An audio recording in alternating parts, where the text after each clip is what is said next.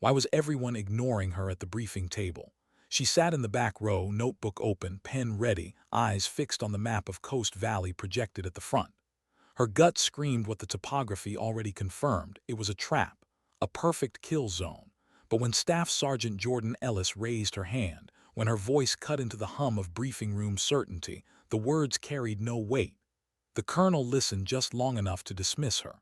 "Above your pay grade, Sergeant." That was all he said before moving on. The room's silence told her what she already knew. She wasn't there to contribute. She was there for optics. A female sniper in the room made the mission look inclusive, progressive. Her expertise was tolerated, not trusted. She closed her notebook with a soft snap and leaned back. Patience. Always patience. The word inked into her skin as a tattoo was more than a sniper's mantra. It was survival. 4 years of being sidelined, underestimated, told to keep her skills sharp while real combat happened elsewhere. 4 years of swallowing the sting of being called a liability. But patience only lasted until lives hung in the balance. The mission sounded simple on paper. 460 Navy SEALs, a sweep through Coast Valley at dawn. Locate a high-value target, neutralize him, secure the area, and extract by nightfall. Numbers and firepower stacked so heavily on one side it looked like an easy win. But easy wasn't what Jordan saw in the lines and shadows of that valley map. The narrow corridor, the ridges, the choke points, they were a hunter's dream. If the enemy was waiting, 460 men were about to walk into a slaughterhouse. She sat silent as the officers wrapped up, eyes flicking from the map to the men in the room. Blake Sutton, smirked in the front row, a fellow sniper who'd earned the title and the respect that she never seemed to. He leaned back in his chair as if nothing about the operation worried him. Easy mission, plenty of action, plenty of chances to prove himself. He'd been the one sneering earlier in the armory, calling her rifle a toy, telling her she was lucky to be assigned to paperwork instead of combat. She ignored him, the same way she ignored everyone who assumed she didn't belong. Let them laugh. She knew better than to waste bullets proving herself to skeptics. That night back in her quarters, Jordan spread the map across her desk. She marked elevations, ridge lines, wind patterns. She calculated ranges in pencil the way some people worked out chess endgames. The valley was narrow, hemmed in by mountains averaging 900 meters above the floor. Whoever controlled the high ground would control the outcome. Heavy weapons, mortars, machine guns, sniper nests. It was all predictable. She could see it in her head, like a puzzle with pieces snapping into place. If she'd been on the other side, planning the ambush, this is exactly how she'd set it up. The thought chilled her more than the desert night air creeping through the cracks in the plywood walls. Her father's compass sat beside her notes, an heirloom from Desert Storm. She ran her thumb over the worn metal, feeling its weight. Her parents had both worn uniforms, her mother buried in dress greens, her father killed by an IED. Military service wasn't just duty, it was legacy, and legacy meant sacrifice. The notebook filled with numbers and sketches wasn't just theory, it was proof. Proof she was prepared, whether command admitted it or not. Dawn came with brutal indifference. Jordan stood outside the operations center as convoys of vehicles formed up, headlights stabbing through pre-dawn dust. Helicopters thumped overhead. 460 SEALs moved with quiet precision, checking weapons, securing gear, reciting the rituals of men who understood how quickly chaos could devour preparation. Captain Nathan Cross moved among them, calm, sharp-eyed, carrying authority with a balance of weight and warmth. Jordan respected that kind of leadership. He cared, and it showed. It made what she feared even harder to swallow. Competence couldn't stop bullets from raining down when terrain itself conspired against you. The convoy rolled out, dust plumes trailing behind, swallowed by the valley. Jordan sat at her station inside the operations center, headphones clamped tight, listening to routine radio chatter. Position reports, equipment checks, the lull of normalcy that always preceded disaster. On the screens, drone feeds showed orderly movement. For 11 long minutes, everything looked textbook. She forced herself to believe she might be wrong. Maybe intelligence really had vetted the valley. Maybe her instincts were just paranoia. Maybe, for once, she wasn't the only one who saw the danger. Then the world detonated. Contact left, contact left. Radio calls spiked in her ears, frantic voices bleeding through static. RPG launches, heavy machine gun fire, mortars, fire from both ridges, prepared positions, interlocking fields. Everything she had warned about now poured down like steel rain. On the monitors, vehicles erupted in flame, seals scattering for what little cover the valley floor offered. The sound of chaos filled the room, officers shouting into radios, analysts frantically updating casualty reports, Webb barking for air support that couldn't be cleared because friendlies were pinned too close. Jordan's hand froze on her pen. She didn't need to write this down. It was happening exactly as she'd seen it in her head. The map had come alive, every line and contour transformed into killing fields. 460 SEALs, some already down, some wounded, all trapped in a crossfire with nowhere to run. She closed her eyes, listening because seeing hurt too much. Men begging for medevac. Commanders trying to stay calm while their units bled out. Professional soldiers forced into survival by the arrogance of leaders who had ignored warnings. Colonel Webb's face had gone pale. His voice cracked as he ordered what couldn't be done: create separation, maintain defensive positions, air support inbound, lies dressed as orders. General Archer arrived, his decision made before he'd even walked in: tactical withdrawal, damage limitation, acceptable losses. They were going to leave them there, 460 men, written off in the language of strategy, sacrificed to protect careers and reputations. Jordan's stomach turned cold. This wasn't tactical calculus, it was betrayal. She heard her own voice before she realized she'd spoken. "General, there are alternatives." The room turned. Webb's glare could have flayed skin. Archer looked tired, too tired to care. "You have me," she said, notebook in hand, pages full of calculations no one else had bothered to make. "I know the terrain, I know the ranges. I can disrupt their command positions, buy time, give them a chance." Sutton laughed from across the room, loud enough to remind everyone she was just the liability they'd always believed her to be. Single-handedly take on an army. That's why you're not cleared for combat. Jordan didn't look at him. Her eyes stayed locked on the general. "I can make the shots, sir." Archer studied her, weighing silence, then finally shook his head. "Protocol. Always protocol." Webb leaned in close, his whisper sharp as a blade. "You so much as think about going rogue, and I'll have you arrested before your boots hit the gravel." She sat down, notebook closed, rage burning under her ribs. 4 years of being underestimated had prepared her for this moment. But nothing could prepare her for listening to the slow death of 460 men while command wrote their eulogies in real time. Her pencil tapped against the closed cover of the notebook. She wasn't supposed to act. She wasn't authorized. But there was something she knew deep down, something she'd carried in silence since her first day in uniform. Orders that condemned your own to die weren't orders. They were excuses, and excuses killed. She looked once more at the tactical display, then at the door. Beyond it lay the armory, her rifle, her compass, the mountains, and eagle's perch. Patience, her tattoo read, but patience had a limit. She stood. "Bathroom, sir," she said when the lieutenant called after her. She didn't slow down, she didn't look back. She walked into the blinding sun, heart steady, decision made. If no one else would fight for them, then she would, alone if she had to.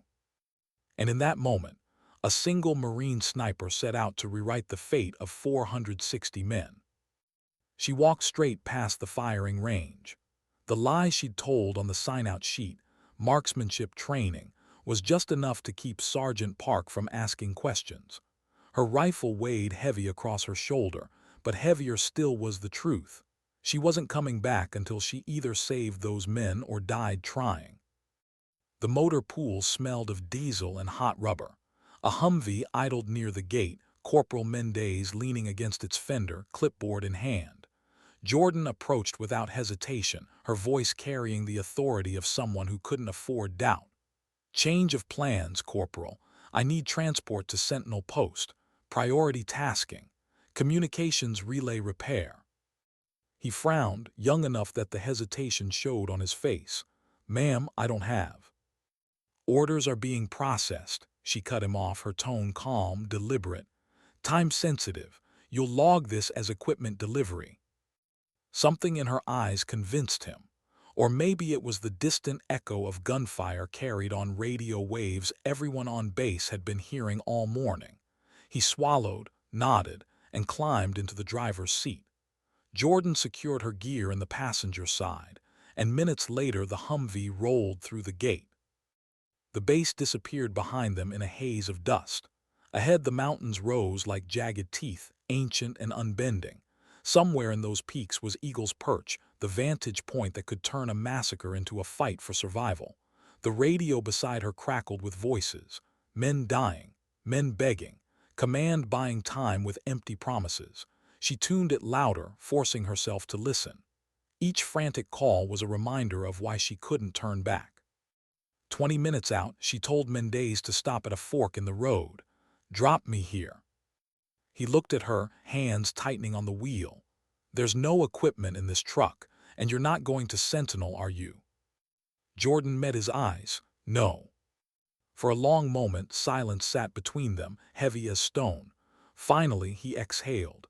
If you're doing what I think you're doing, ma'am, I should stop you. You should, Jordan agreed softly. But you won't, because you've heard the same radio traffic I have. His jaw worked. He was young but not naive. He knew what it meant to follow orders that condemned others. At last he gave a single nod. Didn't see nothing. You delivered equipment, stayed for relay work. Jordan shouldered her pack, rifle slung tight, notebook secured in plastic. Thank you, Corporal. Don't thank me yet, he said grimly. Thank me if you make it back. The Humvee roared away, leaving her in silence, surrounded by dust and endless rock. She adjusted the straps of her pack and turned toward the mountains. 14 kilometers of punishing ascent lay between her and Eagle's Perch. She started walking. The first hour was deceptive. The trail wound through reddish dirt and scrub, a steady incline but nothing her legs couldn't handle. The sun beat down like a hammer, heat shimmering across the barren slopes. Sweat never formed, it evaporated too quickly. Her breathing settled into rhythm, her mind focused forward. She thought of her father's words during hunts in Colorado. Small steps. Don't fight the mountain. Let the mountain tell you how to move. By the second hour, the trail turned cruel. Loose rocks slid under her boots, each step threatening to undo the last. Her rifle dragged against her back like added gravity. The radio crackled again. Captain Cross's voice, clipped but calm, carried through the static. Fire base, ammunition critical, casualties mounting, requesting immediate reinforcement. Command's response was empty reassurance. Air assets inbound. Hold position. Jordan bit back a curse. They weren't inbound. They weren't authorized. And the men who trusted those words were being bled dry in real time. She pushed harder up the slope, lungs burning, ignoring the pain in her shoulders. Pain was just background noise. At 3 hours, the trail vanished. She climbed hand over hand up a jagged face, boots searching for purchase, fingers aching with every hold. Her rifle was strapped tight to her back, each movement calculated so it wouldn't swing loose. Halfway up, her boot slipped. Her entire weight dangled from her fingers, arms screaming. Panic surged, but panic killed faster than bullets. She forced her breath steady, found a ledge, and pushed upward. Don't look down, don't think about falling. Just the next hold. Just the next inch. When she hauled herself over the top, she collapsed flat on her back, the sky spinning above her. 30 seconds, no more. Then she stood and kept moving. By the 5th hour, the air thinned. Each breath was a struggle, as though she were drinking air through a straw. The wind picked up, sharp and cold, cutting against sweat-soaked skin. She pulled a lightweight jacket from her pack, teeth chattering despite the sun still glaring above. The radio told her what she already feared. Casualties at 68, came the graveled voice of Master Chief Bishop. We won't make it through nightfall without extraction. Jordan paused, hand braced against stone, listening. 68 casualties. 68 families, 68 names that command had already buried in their heads. Her pulse quickened, but her steps did not falter. Each meter of elevation brought her closer to a firing line that could matter. Finally, after 6 punishing hours, she saw it, Eagle's Perch, a jagged outcropping jutting like a broken tooth from the ridge, staring directly into the valley below. Her chest tightened at the sight. It was everything she had hoped: height, concealment, clear lines of fire, salvation or death, waiting for whichever hand she played. The last ascent was crueler than all before. 30 meters of sheer climb, wind gusting hard enough to tear breath from her lungs. Her fingers bled where stone bit into them. Muscles trembled. But she climbed inch by inch until she pulled herself into a natural hollow just below the summit. Concealed, elevated, perfect. She unstrapped her rifle, laying it across the mat she pulled from her pack. Her hands moved automatically, assembling, calibrating, adjusting scope turrets with precise clicks. The world narrowed to the space between her crosshairs and the valley floor. Through the glass, the truth crystallized. Burning vehicles, black smoke, men clinging to shattered cover, pinned under withering fire from both ridges. Enemy teams moving with coordination that spoke of planning, discipline, doctrine. This wasn't militia chaos. This was a trap sprung by someone who knew exactly how Americans fought. Her heart hammered, not from the climb, from the enormity of it. 460 lives, one rifle, one shooter. She keyed her radio, voice steady. Any station, this is Sierra Whiskey. I have overwatch position, clear line of sight. I can provide precision fire support. Silence, then Captain Cross's voice, tight with disbelief. Sierra Whiskey, authenticate, who are you?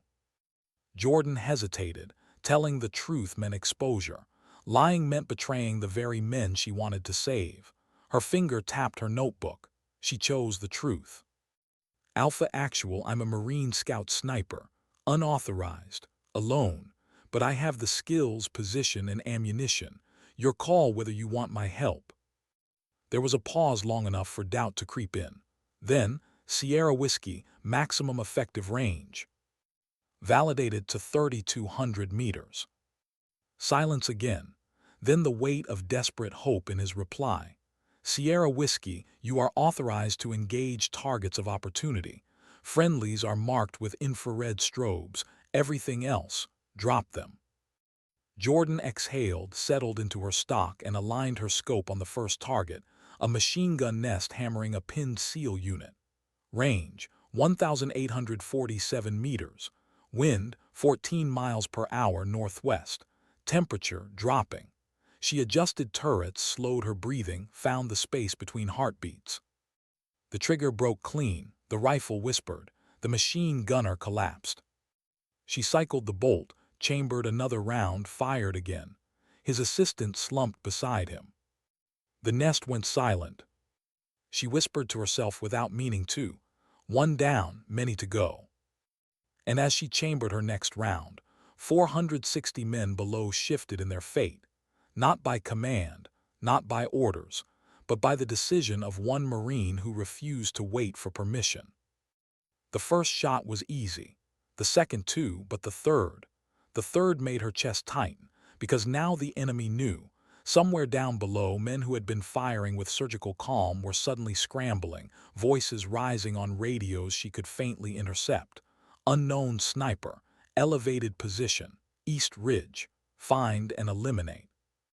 Jordan's cheek pressed tight to the stock, eye locked in the scope.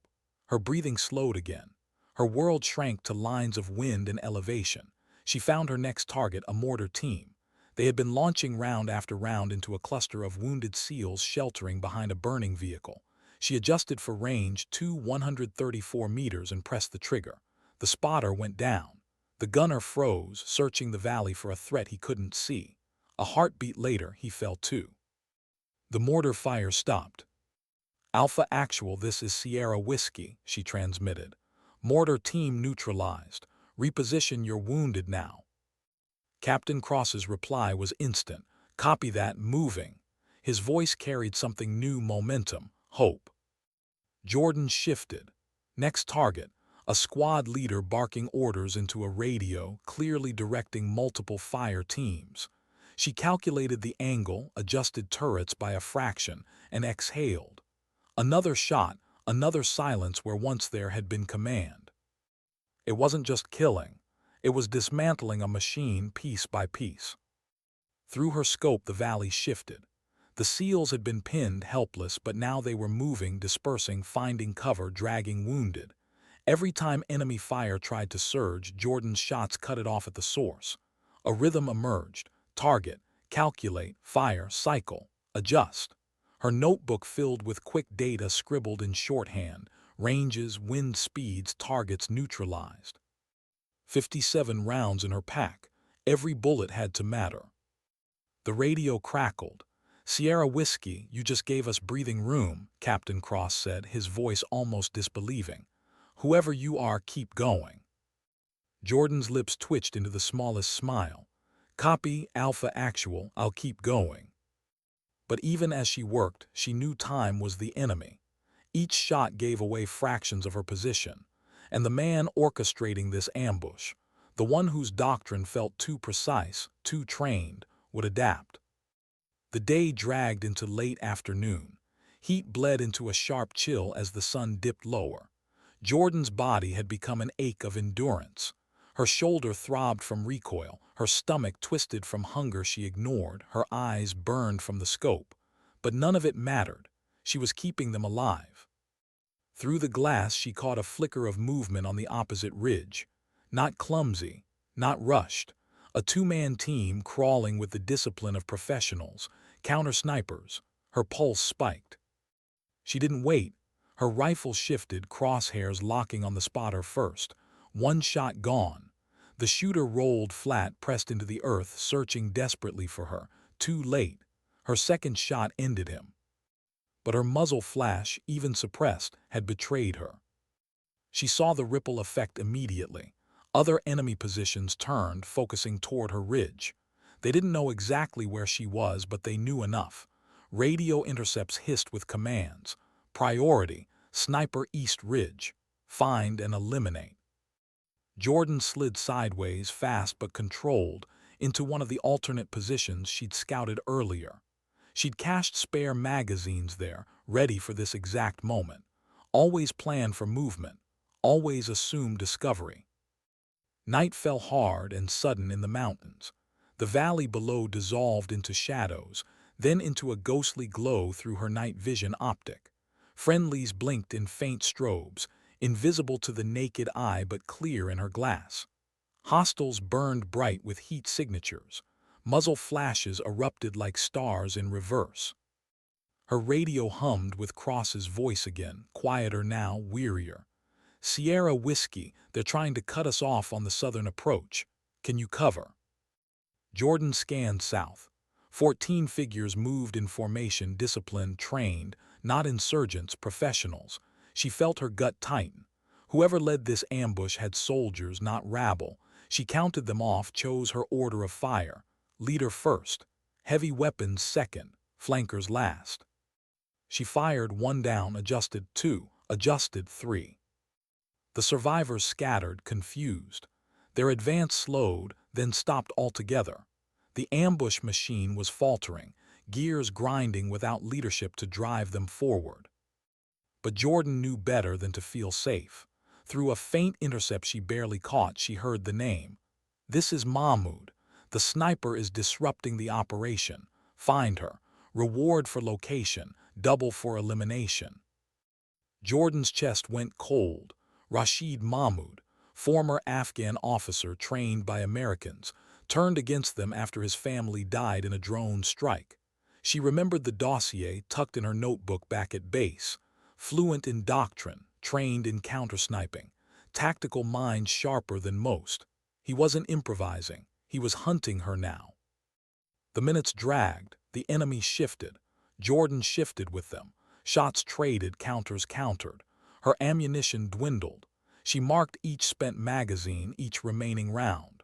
The valley was alive with noise, rotor blades in the distance, SEALs repositioning, enemy forces trying to adapt. And still she stayed calm, Still she aimed, breath fired. Because if she faltered, even once, 460 men would die. As the first Apache helicopters thundered into view, their rotors splitting the night, Jordan pressed her cheek harder to the stock, eyes steady. She bought them this moment. But the night wasn't done with her yet. The hunters were still out there, and they were closing in. "You said." The night hummed with the low growl of Apache, their silhouettes cutting against the stars. Jordan lay flat in the hollow of Eagle's Perch, cheek pressed to stone. The faint vibration of rotor blades carried through the mountain itself. For a brief, fleeting moment, she thought the tide had turned. Gun runs tore across the valley, rockets flaring, explosions rippling against the ridgelines. Enemy positions that had hammered the SEALs all day now buckled under American firepower. But victory was never that simple. Her scope traced heat signatures moving higher on the ridge opposite her. They weren't retreating. They were climbing. Methodical, patient, crawling like predators toward the source of their disruption. Mahmood's hunters. He hadn't abandoned the chase. He had doubled down. Jordan shifted in her hollow, adjusting her rifle, her mind replaying training she'd endured at Quantico. Counter-snipers never rushed. They spread, triangulated, probed the silence with decoys until the target revealed herself. It wasn't a duel of speed but of patience. The one who twitched first lost. A faint glint caught her eye through the scope metal just for an instant, reflecting moonlight. She steadied, adjusted. A helmet. Range, 1,946 meters. She held her breath, let her heart slow, then pressed the trigger. The figure slumped silently into the rocks. She knew better than to celebrate. That one had been bait, a decoy. Static crackled in her ear, Cross's voice tight with exhaustion. "Sierra Whiskey, Apache are pulling north to refuel. We're holding but barely. Casualty count rising. Can you keep pressure up?" Jordan swallowed dry air. "I'm not going anywhere, Captain." And she was, but her position was about to be compromised. She slid backward into the rocks, moving low, rifle hugged tight. 50 meters east, she'd marked another firing nook during her climb, a fallback perch. The mountain became her cover, her partner, her shield. She crawled across jagged stone, each movement deliberate, muffled against the howl of wind. Halfway there she froze. A sound, subtle, too subtle for the valley's chaos. A boot scuffing rock above her. Someone was already on her ridge. Jordan's pulse surged, but she didn't move. She listened. Another shift of stone, deliberate, careful, close. Mahmood wasn't sending hunters anymore. He had come himself. Slowly, Jordan rolled onto her side, eyes searching the dark slope above. Nothing but shadows. Nothing but the weight of a presence she could feel in her chest. Her hand slid to the sidearm strapped to her thigh. Rifle fire at this range would give her away. A pistol was quieter, more intimate. She drew it slowly, steadying her breath, ears straining for the next sound. It came, a faint inhale, a man holding his breath just as she was. She turned her pistol toward the sound. The night split with a muzzle flash. Stone shattered inches from her face. She rolled, fired back, sparks scattering from rock. For long seconds, silence. Then his voice drifting down the slope, calm, controlled. "Marine, you are skilled, but not skilled enough." Jordan gritted her teeth, pressing her back into stone. He was baiting her, talking to break her focus. She didn't respond. Her radio crackled again, Cross's voice. "Sierra Whiskey, we're being pushed hard on the western flank, if you've got anything." She glanced through her scope, found the ridge line. Mahmood had left positions to run themselves. Teams advanced on Cross's flank, heavy weapons shifting into place. She exhaled sharply, knowing what it meant. If she didn't fire, the SEALs would be crushed. If she did, Mahmood would have her exact location. She made her choice. Her rifle barked 1, 2, 3 times. Enemy gunners collapsed mid-step. The flank staggered. SEALs countered, regaining ground. And above, Mahmood's voice returned, closer now. Brave but predictable. The next shot came faster than she expected. It tore the stone beside her head, spraying fragments across her cheek. She slid sideways, ignoring the sting of blood, shifting her body low, keeping her rifle tight. This wasn't a duel at distance anymore. This was a hunt closing to the final circle. She crawled east inch by inch until she reached the fallback nook. Sliding into position, she steadied her rifle again, eyes scanning. Movement flickered across her scope, a shadow crossing 30 meters above. She adjusted, squeezed, fired. Sparks lit the night as her bullet struck rock. Missed. A whisper of breath behind her, not above, behind. She spun, pistol snapping up. The shape lunged from the dark, the weight of a man colliding with hers. They crashed into stone, weapons clattering across rock. Mahmood's face filled her vision, scarred, eyes burning with controlled fury. His hands locked around her wrist, twisting for the pistol. She drove her knee up hard, catching his ribs. He grunted but didn't loosen. The struggle was raw, close, brutal.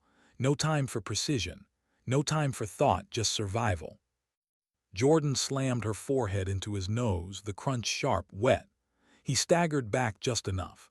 She snatched for the pistol, rolled, and fired twice. The night went still.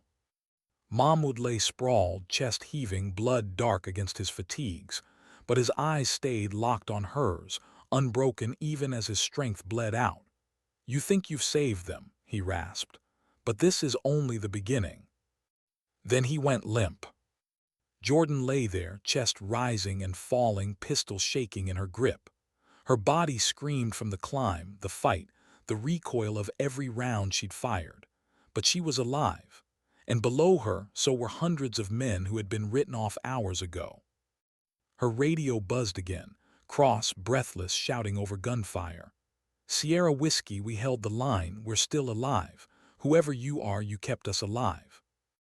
Jordan closed her eyes for just a second, exhaling into the mountain wind. Then she keyed the mic, voice steady. "Stay alive a little longer, Captain. We're not out yet." Because the valley wasn't quiet, not yet. And dawn would bring more than just light. It would bring judgment, both from the enemy regrouping, and from her own command when they discovered what she had done. Dawn came slow, dragging shadows down the mountains, painting the valley floor in a thin, gray wash. Jordan hadn't slept, not even blinked for long. Her body trembled with exhaustion, hands raw, eyes bloodshot from hours pressed to glass. But she couldn't stop. If she stopped, even for a moment, the men below would vanish under fire. Her pack was lighter now, much lighter, 3 magazines left, 29 rounds total for 460 lives. She slid the last strip of jerky from her pocket, chewing slowly, forcing herself to savor the salt, the chew, the reminder that she was still alive. Her radio hissed faintly, Cross's voice crackling through static. "Sierra Whiskey, you still up?" Jordan keyed the mic, her voice low, rasping. "Still here." "You've been here all night." A pause. "You realize what you've done?" She didn't answer. She didn't need to. The men alive below him were the answer. Cross didn't push. His voice softened, almost a whisper. "If we make it out of here, you'll never buy a beer again, not around us." Jordan closed her eyes for half a second, swallowing against the burn in her throat. She wasn't here for recognition. She wasn't here for thanks. But the humanity in his voice carved into her more deeply than the cold command silence she'd lived under for years. Through the scope, movement flared again. Fresh teams were coming down from the northern ridges, reinforcements. Mahmood was dead, but his doctrine lived on in the men he trained.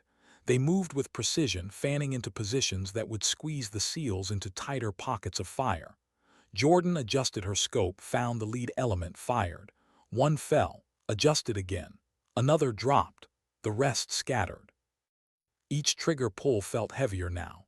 Ammunition dwindling, time dwindling.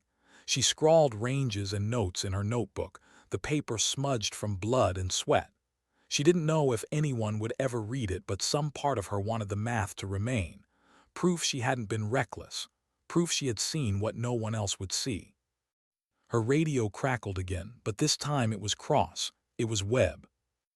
"Ellis?" his voice cut sharp, cold. "This is Colonel Webb. Stand down immediately.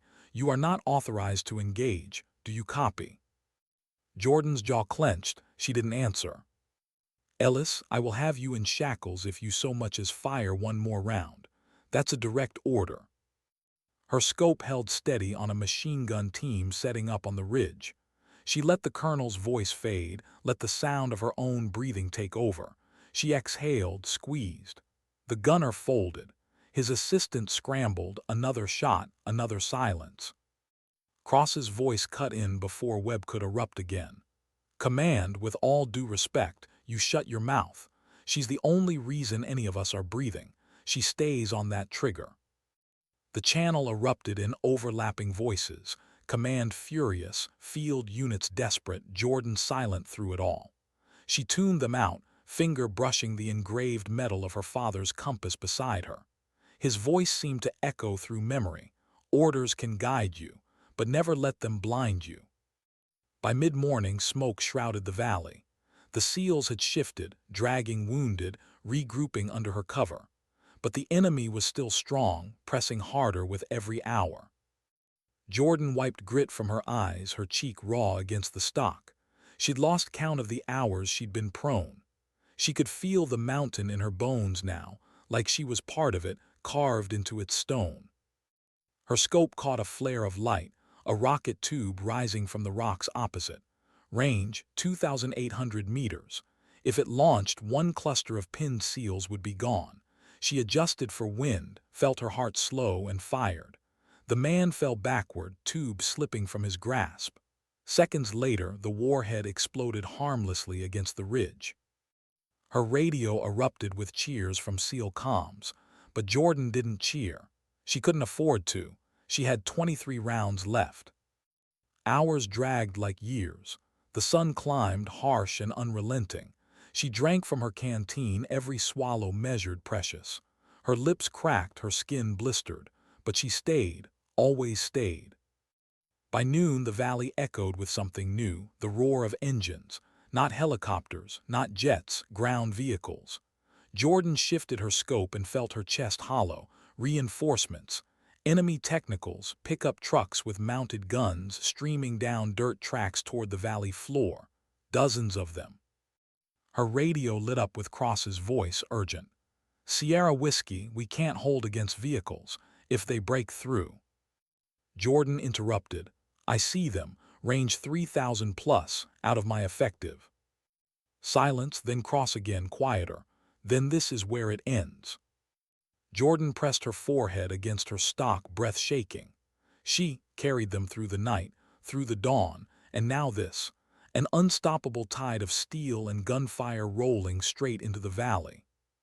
And then another sound, deep, heavy, not enemy, the low thunder of American armor.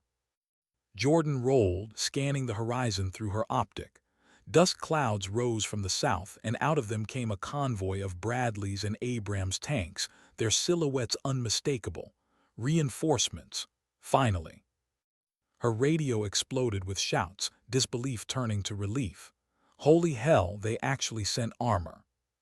The tanks roared into the valley, cannons firing, ripping through technicals like paper. Machine guns thundered, missiles streaked. The tide shifted in minutes, the slaughter reversed. Jordan lowered her rifle just for a moment. Her hands trembled. Relief, exhaustion, and something else, a heaviness in her chest, because she knew what came next. It wasn't over for her, not by a long shot. Command would come for her. She had disobeyed, defied, gone rogue. She had broken every rule they swore by.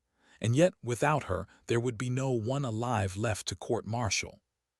She watched as the valley filled with American armor and dust and smoke. The SEALs were being pulled out, medevac birds landing in swarms. The battle was ending. The massacre had been averted. But she wasn't celebrating. She lay back on the rock, staring up at the harsh noon sky, her notebook pressed to her chest. Because survival wasn't victory, not for her. And deep down, she wondered, would they ever see her actions as courage, or only as betrayal? The valley burned behind her. Black smoke curled skyward, torn by the rotor wash of medevac birds. Jordan crouched low on Eagle's perch, her rifle across her lap, the ache in her shoulders a living thing. She hadn't fired a round in almost an hour, but her body was still locked in the tension of combat, heart too fast, ears tuned for shots that no longer came. The battle was over. The silence felt unreal. Down below, figures moved in disciplined patterns, pulling wounded into stretchers, securing prisoners, sweeping through debris. Seals, alive because of her rifle. Seals, alive because she hadn't listened to orders. Her radio buzzed again, Cross's voice. Steady now, though laced with exhaustion. Sierra Whiskey, we're pulling survivors out. If you can move, link up south of Grid Charlie 8. You'll be safe there. Safe, the word meant nothing, but his voice carried something else, respect, trust. Jordan glanced at her compass, then at the ridge line. The climb down would tear her already battered body further apart, but staying wasn't an option. She packed her notebook, stowed the last empty magazine, slung her rifle, and began the descent. The mountain gave no mercy. Her legs shook with every step, muscles raw from the climb up and the fight that followed. Her hands tore again against stone. She slipped once, caught herself, nearly losing her footing. Her chest heaved, breath ragged, but she pushed forward. After hours, she stumbled onto the valley floor. Dust and blood mingled in the air, the stench of battle unmistakable. Seals passed her, carrying stretchers, rifles slung, uniforms torn and burned. Some glanced at her, a flicker of recognition in their eyes. They knew. She wasn't just another Marine. She was the one who had been their ghost in the mountains. Cross found her near a Bradley idling with its ramp down, his face streaked with dirt and blood. His expression shifted when he saw her, not surprise, not disbelief. Relief. You, he said simply. Jordan managed the faintest nod. Me. For a long moment they just stood there. The battlefield roared around them, engines, orders, the cries of the wounded. But in that thin slice of silence there was only acknowledgement. Cross stepped closer. You saved us. Jordan's voice was raw, almost gone. I broke every order in the book. Sometimes the book's wrong. His tone carried no hesitation, just truth. A few SEALs nearby had stopped what they were doing, watching. One of them, a sergeant with a bloodied sleeve, raised his hand in a silent salute. Another followed, then another. No cheers, no shouts, just a quiet line of men lifting hands in unison, eyes fixed on her. Jordan's throat tightened. She wasn't used to this. Respect given freely. Respect she hadn't had to claw for, argue for, prove endlessly. For once she hadn't been invisible. But the moment couldn't last. Colonel Webb's voice tore across the comms, brittle and furious. Ellis, you are to report directly to command upon arrival at base. Immediate detainment pending investigation. Do you copy? The air shifted, the salutes lowered, the reality returned like a blade. Cross's jaw tightened, he looked at her, eyes hard. You knew this was coming. Jordan gave a faint nod. Always. Then let me say this before they take you, he said, his voice lowering so only she could hear. You didn't just save us. You reminded us what this uniform means. You reminded me. She swallowed hard, her lips dry. Don't forget it then. He almost smiled. I won't. Moments later, MPs arrived in a transport, their uniforms too clean, their faces too rigid for a battlefield. They approached her without ceremony. Staff Sergeant Ellis, you're under orders to return to base for debrief and confinement. Jordan didn't resist. She handed over her rifle, the weight of it leaving her hands like a piece of her own body. She climbed into the vehicle, the MPs sitting stiffly across from her. No one spoke. As the convoy rolled away from the valley, Jordan leaned her head back against the metal, eyes closing. Images burned behind her lids, targets dropping, men dragging comrades to safety, Mahmood's eyes as the light left them. She felt everything at once, exhaustion, pride, guilt, anger. The MPs thought they were escorting a rogue. A liability, a mistake. But in the distance, behind her, 400 men thought differently. The question she couldn't answer was which story would survive. Back at base, floodlights cut through the dusk, illuminating the motor pool like a stage. Webb stood waiting, arms folded, his face carved from stone. General Archer beside him, unreadable, distant. The MPs led her out, placed her in front of them. Webb didn't hesitate. Staff Sergeant Jordan Ellis, you abandoned your post, disobeyed direct orders, and engaged unauthorized. Your actions undermined command structure and risked escalation. Jordan stood straight, her body trembling but her voice steady. My actions saved 460 men. Webb's eyes narrowed. At what cost to discipline? At what cost to order? Before she could answer, another voice broke in, deep, grounded, cross. He stepped from the crowd of survivors, still bandaged, still streaked in grime. At the cost of my life, Colonel, because without her I wouldn't be standing here. Neither would they. He gestured to the men behind him, rows of SEALs, battered, bloodied, but alive. A murmur rippled through the assembly. Webb's jaw worked, fury threatening to break through, but Archer lifted a hand, silencing him. The general's eyes studied Jordan, then shifted to the men, then back again. For the first time, Jordan saw something there. Not approval, not condemnation, something harder to read, something like recognition. The night pressed heavy, judgment hung in the air. Jordan braced herself. She had survived the mountain, survived Mahmood, survived the impossible. Now she had to survive her own command. The room was small. No windows, just 4 white walls and a metal table bolted to the floor. Jordan sat with her wrists uncuffed but her freedom absent all the same. A single fluorescent bulb hummed overhead, its light casting sharp shadows across the steel. She stared at her notebook lying closed in front of her. They'd let her keep it, maybe as some cruel gesture, proof that even her evidence meant nothing here. The door opened. Colonel Webb entered first, every line of his body coiled with authority. Behind him, General Archer, quiet as ever, eyes like slate. A legal officer she didn't recognize set a recorder down and pressed a button. The room filled with the static click of tape rolling. Staff Sergeant Jordan Ellis, Webb began, his voice clipped. You are being investigated for insubordination, unauthorized engagement, abandonment of station, and reckless endangerment of operational integrity. Jordan said nothing. Webb leaned forward, palms flat on the table. Do you have any idea what you've done? You jeopardized the chain of command.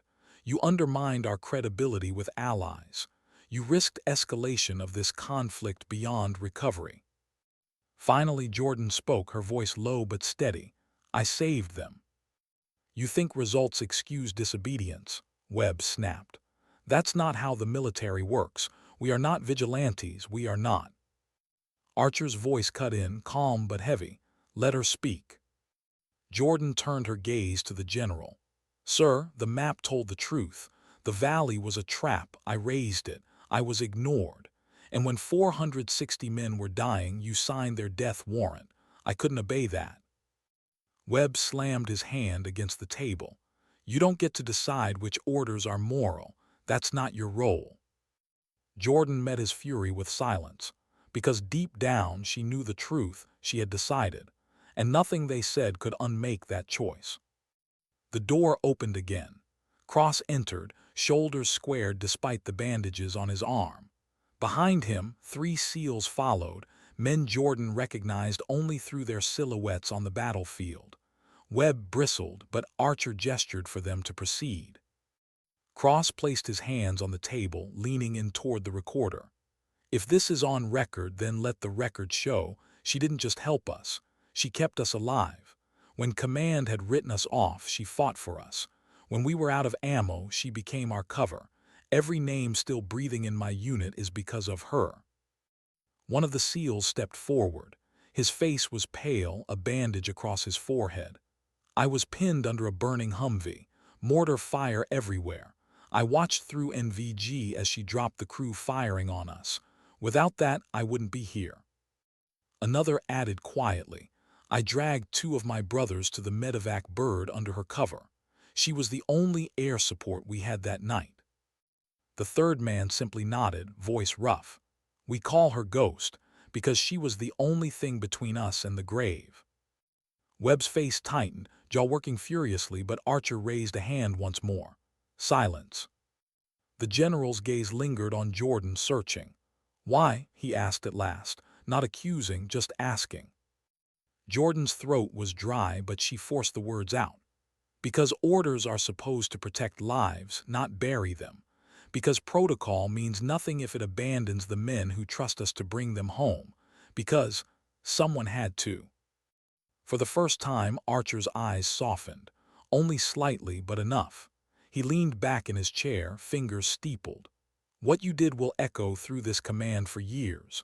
You shattered discipline, but you also reminded us of something we've forgotten, that morality doesn't end where orders begin. Webb erupted, Sir, you can't. Colonel, Archer cut him off, voice iron now. Not another word.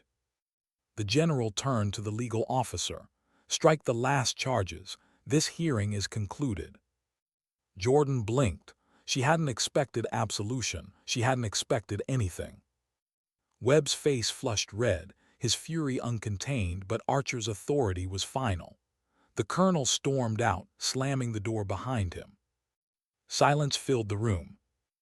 Archer rose, adjusting his uniform with quiet deliberation.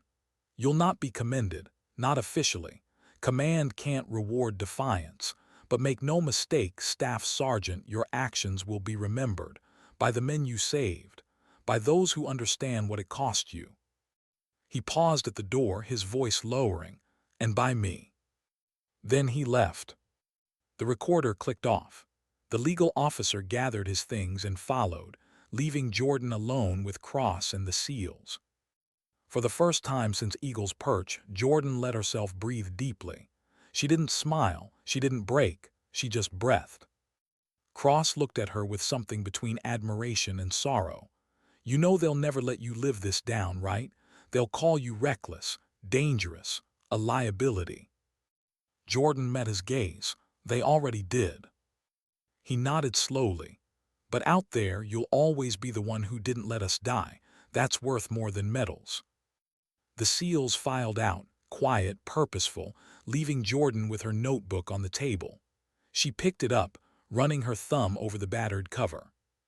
Her father's compass lay inside. She opened it, the needle swinging true. North, always north. For a moment, her eyes stung. Not from fatigue this time, but from the weight of knowing she'd lived up to a legacy that was more than uniform or rank. A legacy of sacrifice, of choice. The door opened again, an MP motioning for her. You're cleared, Staff Sergeant. Dismissed. Dismissed, the word felt strange on her tongue. She rose, notebook in hand, and stepped out into the night. The base was quiet, stars scattered above, the air heavy with the scent of burned diesel and dust. Free but not unchanged. Because she knew there were men alive who would never forget her, and men in command who never would forgive her. The flight line was empty at dawn. Humvees sat in rows, silent hulks, their paint dulled by sand. The desert stretched beyond the wire, endless and indifferent, as if the valley's bloodshed had been nothing more than a whisper swallowed by time. Jordan walked slowly, her pack light, her rifle gone. Her boots crunched against gravel with each step, the rhythm steady, deliberate, like a heartbeat refusing to quit. She had been cleared, dismissed, they'd said. No commendation, no charges, just silence in the paperwork, a gap no one would ever mention in official reports. Her name wouldn't be written into the record of that day. The 400 men alive because of her would be written instead. Maybe that was enough. Her notebook pressed against her ribs inside the pack, heavy with numbers, calculations, sketches. Proof that she'd seen what no one else had wanted to. Proof that she hadn't been reckless, only willing. She thought about burning it, letting the wind scatter the ash across the desert. But she didn't.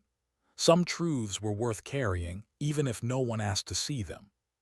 From across the tarmac, a figure approached. Cross, still in bandages, uniform crumpled, face shadowed with fatigue. He carried no ceremony, no entourage, just himself. He stopped a few feet away, his eyes holding hers. "They're already trying to bury this," he said. "Reports are being cleaned up, Webb's rewriting the language. By next week, it'll sound like we were never abandoned." Jordan's lips curved, not in amusement but in resignation. "That's how it works." Cross's voice sharpened. "But we'll know. Every man who walked out of that valley knows, and we'll talk, around tables, in quiet bars, in stories passed down. You'll be in those stories, Ellis, not Webb, not Archer, you." For a moment she didn't know what to say. She searched his face, saw no flattery, no agenda, just truth. The kind that cuts and heals at the same time. "I don't need stories," she said softly. "No," Cross agreed, "but sometimes stories need you." The wind stirred, carrying the smell of jet fuel and dust. Jordan shifted her pack, ready to move on. Cross didn't try to stop her. He just gave a small nod, the kind soldiers give each other when words fall short.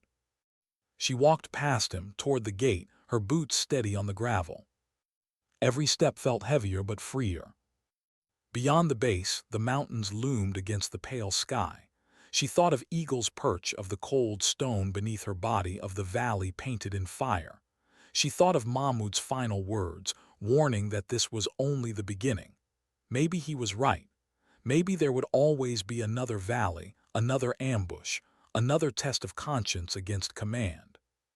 But she also thought of her father's compass, of her mother's uniform folded in a cedar chest, of the legacy she carried in silence. Legacy wasn't medals. It wasn't protocol. It was whether command remembered you or erased you. Legacy was men raising a hand in a broken salute because you stood between them and death. Legacy was choice when no one else dared make it. She reached the wire, paused, and looked back one last time. The base glowed under the rising sun, flags snapping in the wind, officers already moving in rehearsed patterns. Somewhere in those buildings, Webb was probably packing, rewriting history. Archer was likely weighing politics against truth. None of it mattered anymore. Because truth didn't live in memos. Truth lived in memory. Jordan stepped through the gate and into the desert, alone, uncelebrated, unforgiven. But not forgotten. She walked toward the horizon, each step quiet, each breath steady. She didn't need to speak. She didn't need to argue her place. Because sometimes dignity doesn't speak. It simply acts.